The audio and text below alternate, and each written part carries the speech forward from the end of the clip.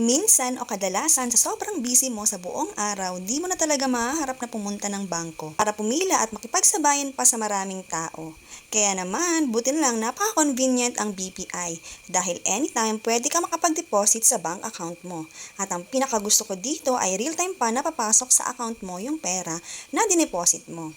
Kaya naman, tuturuan ko kayo mga ka-entrepreneurs kung paano mag-deposit sa kanilang machine. Pinutin mo lang ang screen ng machine, then magpapakita ang iba't ibang transactions.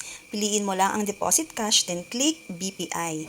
Input mo lang yung account number mo, then click confirm. Pero kailangan i-double check ng maigi kung tama yung account number na nilagay mo. Then, insert mo lang yung pera sa machine. Take note na ang tinatanggap lang ng machine ay 100, 500 at 1,000. Take note din na dapat hindi stapled or folded yung pera na ilalagay mo. Sobrang hassle-free talaga ang machine na to para sa akin kasi iwas ka sa mahabang pila, ang bilis pa mag-deposit, basta make it sure na hindi stapled or folded yung pera. Iwas ka pa sa masungit na teller na akala mo siya ang tagapagmana.